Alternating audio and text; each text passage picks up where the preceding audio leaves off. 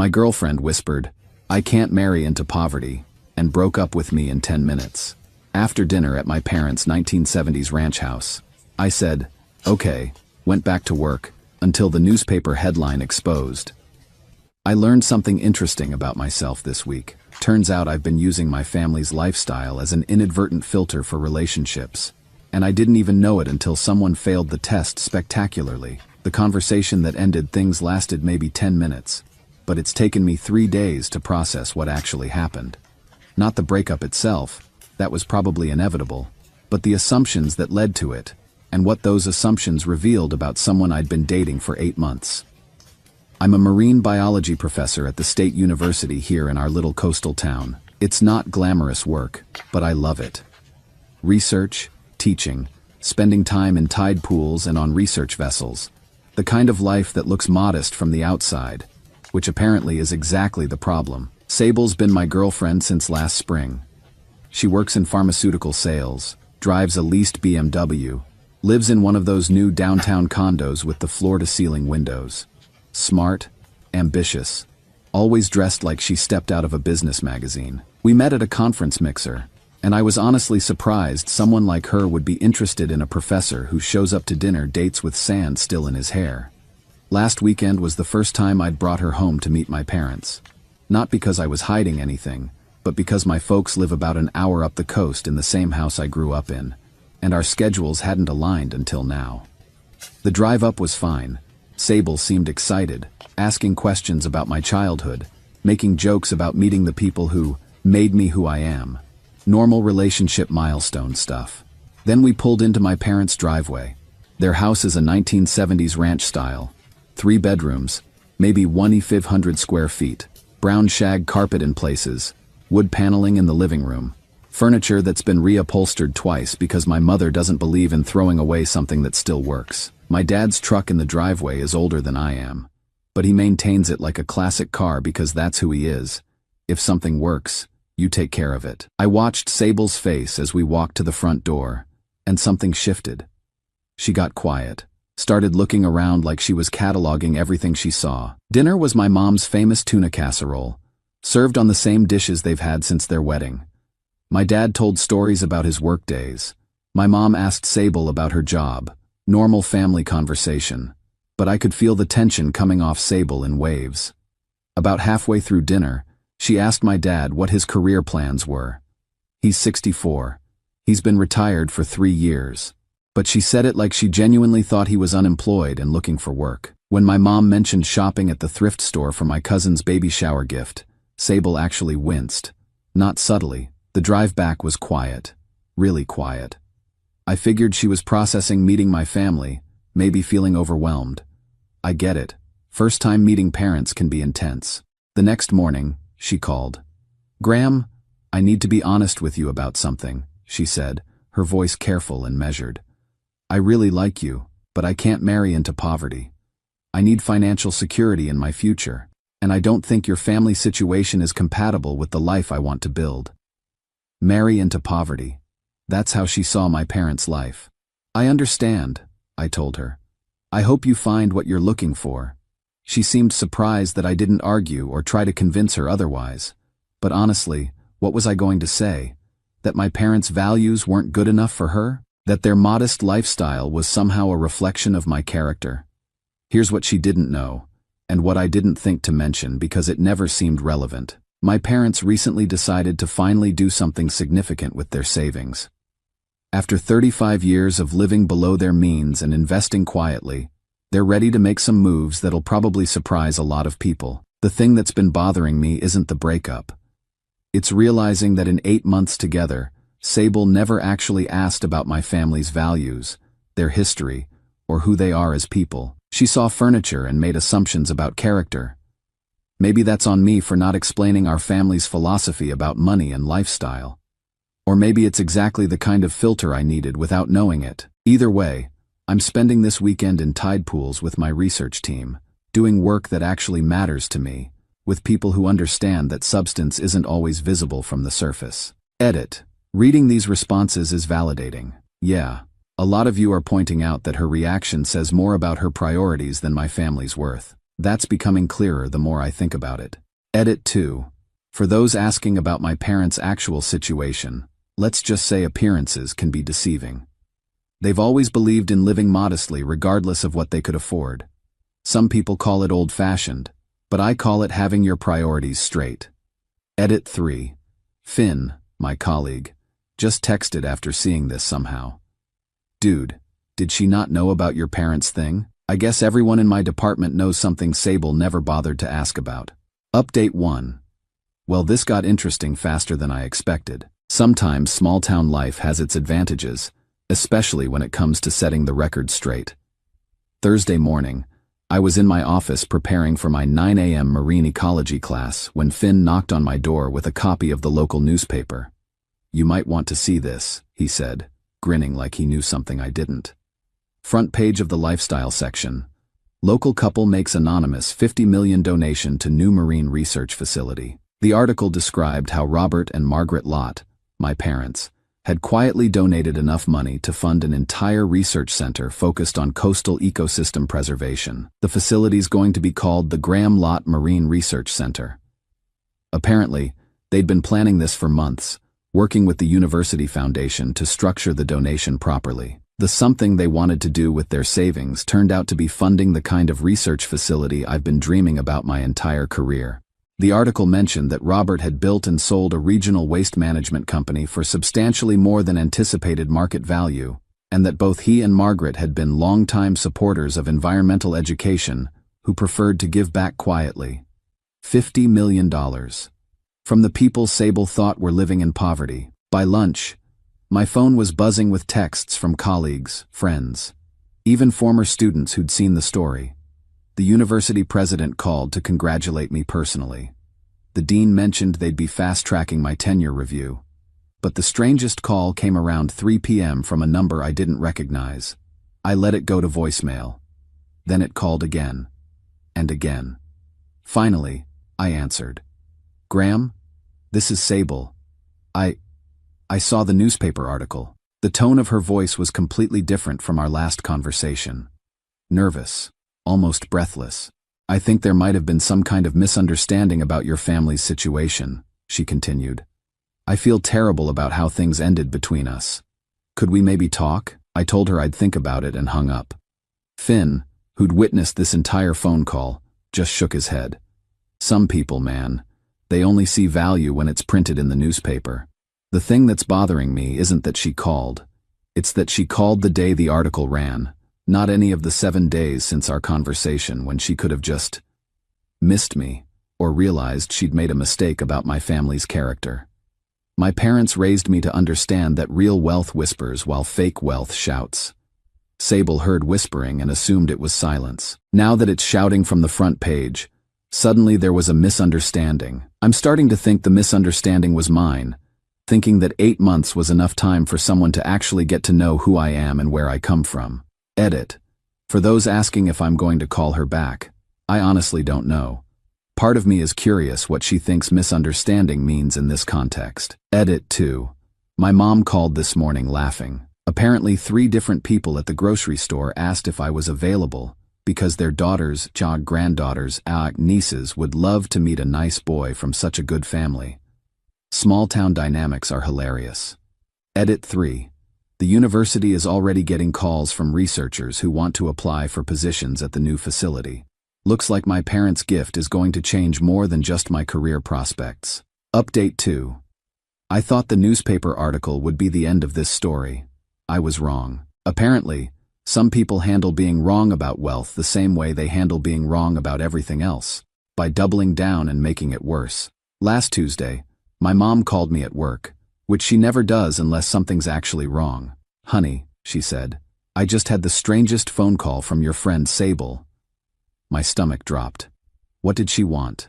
Well, she said she was concerned about you. Said you'd been acting strangely since your breakup and she wanted to make sure you were handling everything okay emotionally. Concerned about me, right. But then, my mom continued, she started asking very specific questions about our family business opportunities and whether we were looking for partners for future investments. I asked my mom to tell me exactly what Sable had said. She asked if we were planning more donations, whether you were involved in the financial decisions, and if we'd be interested in meeting with her about mutually beneficial arrangements. She kept calling me Mrs. Lot like we were in a business meeting. My mother, who taught elementary school for 30 years and can spot manipulation from across a playground, had recorded the entire conversation. "I've learned to document things when people say one thing but mean another," she explained. Wednesday morning, I was setting up equipment for a research dive when I saw Sable's BMW pull into the university parking lot. She'd driven an hour up the coast to find me at work. She walked into the marine science building like she belonged there, wearing a business suit and carrying a leather portfolio. Several of my students stopped what they were doing to stare. "Graham," she said when she found me in the equipment room, "I'm so glad I caught you. We really need to talk." Finn was organizing dive gear nearby, close enough to hear everything. "I owe you a huge apology," Sable continued. "I completely misunderstood your family's situation. I feel terrible about how I judged your parents' lifestyle choices.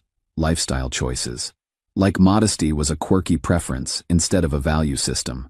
The thing is," she said, opening her portfolio, "I've been thinking a lot about us, and I realize I made a mistake. I was so focused on financial security that I didn't see the bigger picture." She pulled out what looked like a business plan.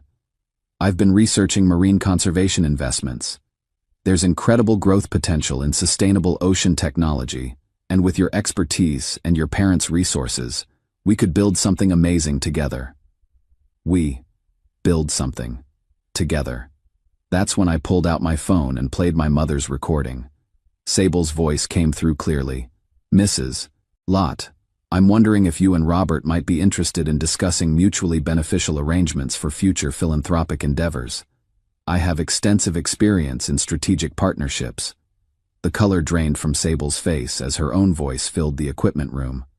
"You called my mother pretending to be concerned about my emotional state," I said, and then pitched her on business opportunities. Finn stopped pretending to organize gear and just stared. "That's not... I was concerned," Sable stammered. "But I also thought, look, we're both practical people. Your family has resources, I have business experience, and you have access to research opportunities. It makes sense." "What makes sense," I said, "is that you broke up with me because you thought my family was poor, and now you want back in because you found out they're not." She tried to salvage something. Talked about how relationships require financial compatibility, how she'd always cared about me but needed security, how we could have both love and business success. "I think you should leave," I told her. "Graham, don't let pride ruin what we could have together." "This isn't about pride," I replied. "It's about understanding the difference between someone who loves you and someone who loves what you can do for them." After she left, Finn just looked at me and said, "Dude, that was the most mercenary thing I've ever witnessed outside of a nature documentary." My parents called that evening. They'd heard about the visit through the small-town communication network. "We're proud of how you handled that," my dad said. "Some people see opportunities where they should see relationships. The strangest part is that I'm not even angry. I'm just clear about the difference between someone who wants to be with you and someone who wants what comes with being with you." Edit. For those asking if I'm worried she'll try to contact my parents again, my mom's exact words were, "Let her try." 30 years of dealing with manipulative parents who wanted special treatment for their kids taught her to spot and shut down that behavior immediately. Edit 2. The business plan she showed me was actually pretty detailed. She'd clearly spent time researching marine conservation funding. I almost respect the effort if it wasn't completely designed to benefit her. Final update.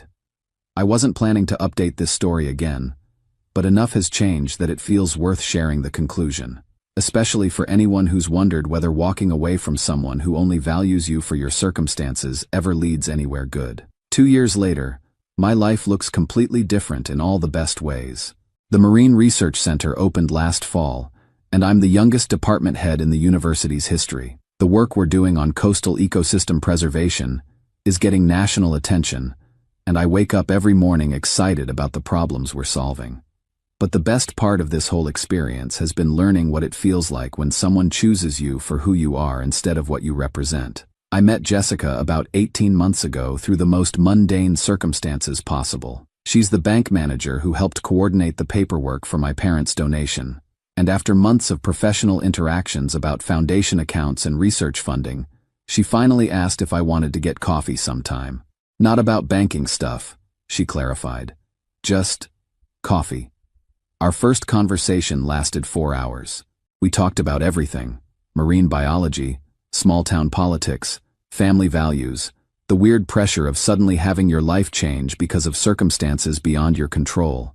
She'd grown up in a similar situation, where her family had more resources than their lifestyle suggested, and she understood both the blessing and the burden of that kind of privilege. What struck me most was how she talked about my work. Not as a means to access my family's money, not as an impressive credential to drop at parties, but as something I was genuinely passionate about that happened to align with making the world better. Last month, I proposed. Nothing fancy, just the two of us on the beach near my parents' house, watching the sunset over tide pools I've been studying since I was a kid. Her response was perfect. Yes, but can we have the wedding reception at your parents' house? Your mom's casserole is legendary. We're planning a small ceremony this fall. Jessica insists she wants my mother to cook. Wants the same modest celebration that reflects our actual values instead of some performance for people who judge worth by venue costs. The contrast with Sable couldn't be starker. Jessica met my parents the same way Sable did. Dinner at the ranch house, same furniture, same unpretentious warmth. But Jessica's reaction was to ask my mom for the casserole recipe and to tell my dad stories about her own grandfather's work ethic. She saw what Sable couldn't see: that people who've earned wealth and choose to live modestly have figured out something important about what actually matters. Speaking of Sable, Finn mentioned she'd tried contacting 2 other professors in our department after the research center news broke. Apparently word spread about her approach to my family, and she moved to a different city sometime last year. I hope she found whatever she was looking for, but I'm grateful it wasn't with me. The funniest part of this whole story is that my parents' gift has attracted exactly the kind of attention they were hoping to avoid. Regional newspapers, university publications, even a small feature in a national magazine about quiet philanthropy. My mom finds the whole thing mortifying, while my dad keeps joking that they should have donated anonymously. But the attention has led to something meaningful. Other families with similar values and resources have reached out about supporting marine conservation work. We're building something bigger than my parents ever imagined, and it's being done by people who understand that real impact happens quietly, consistently, and without much fanfare. That's what I learned from this whole experience. The right person doesn't just want to be part of your success story, they want to help you write it. They see your family's values as assets rather than obstacles, and they understand that how people treat wealth says more about their character than how much wealth they have. Sable judged my parents by their furniture and missed everything important about who they are. Jessica sees them as the kind of people she hopes to become, and she's excited to build a life that reflects similar priorities. The difference between those two perspectives is the difference between someone who wants to use your advantages and someone who wants to share your values. I'm grateful for the clarity, even though getting there required someone showing me exactly who they were when money entered the equation. Sometimes the best relationships start after you've learned what doesn't work. Jessica and I are looking at houses near the research center, but honestly, we might just stay in my apartment above the tide pools. Some of the best things in life don't require upgrading. Edit. For those asking about wedding planning, we're doing everything ourselves with help from both our families. Jessica's parents are contributing food, my parents are handling flowers from my mom's garden, and we're using the beach behind their house for the ceremony. The whole thing will probably cost less than most people spend on a rehearsal dinner, and that feels exactly right. Edit 2. The research center is hiring if anyone's interested in marine conservation work. We prioritize passion over pedigree, which seems like a good philosophy for most things in life. Edit 3. Someone asked if I ever regret not trying harder to make things work with Sable. Honestly? No. You can't build a real relationship with someone who sees your family's character as a financial liability. The right person celebrates the same things you value instead of asking you to change them.